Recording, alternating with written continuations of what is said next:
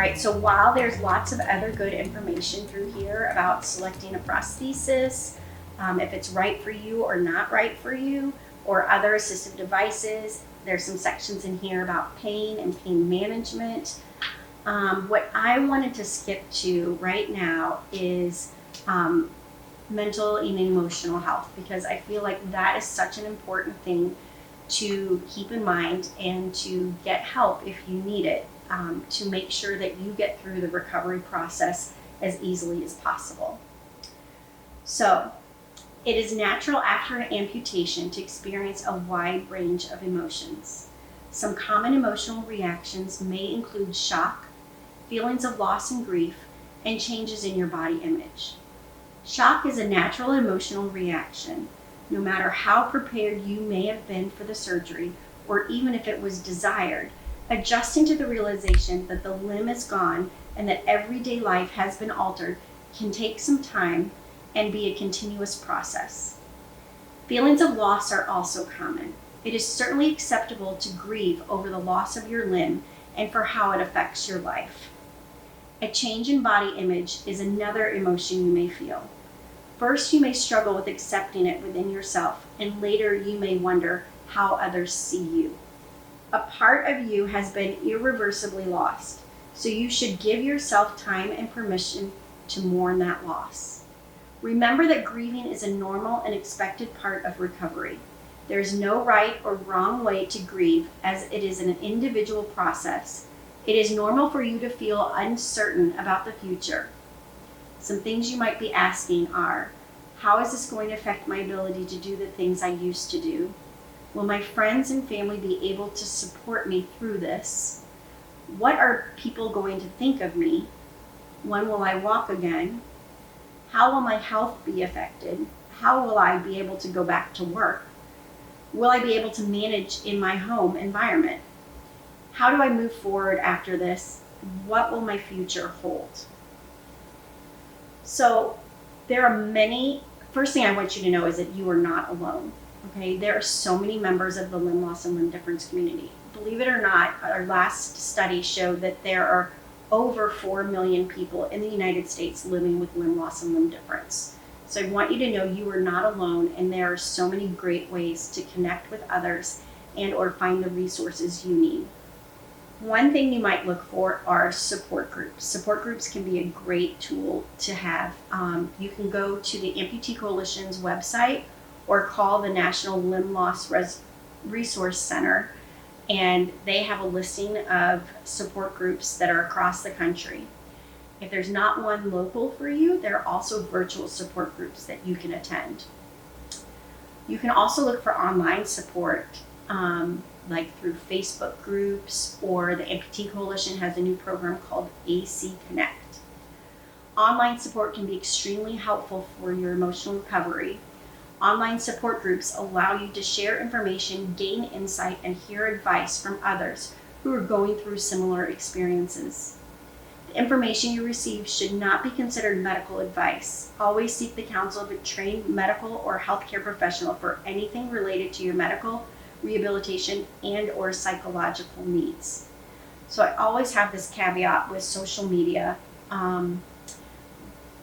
Use it with caution, and think about how it makes you feel. If it gives you inspiration or information or knowledge or education, continue with it. But if it's anything that makes you feel less of yourself, that you feel inadequate in any way, or gives you any kind of negative feelings, then don't utilize social media or stop following that particular person that you might find. Like I said before, Facebook has some really great amputee Facebook groups that are on there that are usually pretty supportive and can help you with questions or just learning more about living with limb loss. The other support that you can have is through the Amputee Coalition, and it's getting a certified peer visitor. So a certified peer visitor has gone through specialized training, and they often are someone with a similar type of limb loss as you. They try and line you up with different demographics as far as being male or female, your age, your level of limb loss. And this is through the Amputee Coalition. So you can go onto their website or call the National Limb Loss Resource Center, and they can hook you up with a certified peer visitor that can be almost like a mentor for you. The other thing I want to talk about is PALS, which is Promoting Amputee Life Skills Program. This is a program that is an online computer module that was designed, I believe, with Johns Hopkins and the Amputee Coalition, maybe also the Mayo Clinic. I don't remember exactly. But this is a very great tool. Like I said, it's an 8-part computer module that'll take you through, and it helps you to empower you with limb loss by teaching coping skills, problem solving, and goal setting. If you want to go to this, you just go to palsamputeelifeskills.org. Another great resource for you that's not in this first step guide because it was created after this came out is, let's look it up here. It's amputeewellbeing.org. And this is a tool that was created that's for your mental health. It kind of goes through and asks you questions, and then it will give you a score of what your mental health is.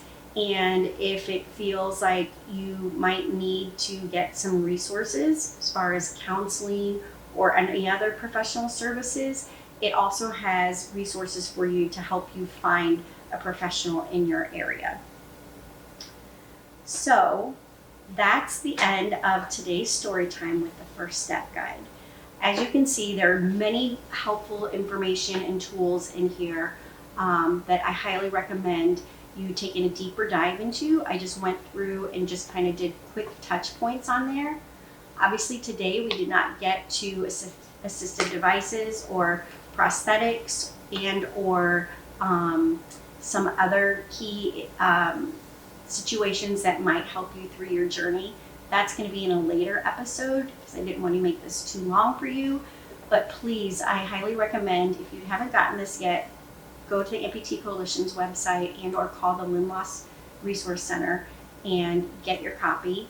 And if you have it and you haven't dived into it, I don't know what to say, then you need to, I highly recommend you do it. Like I said, I touched on some of the highlights of it, but there's more details in here of the things that I discussed.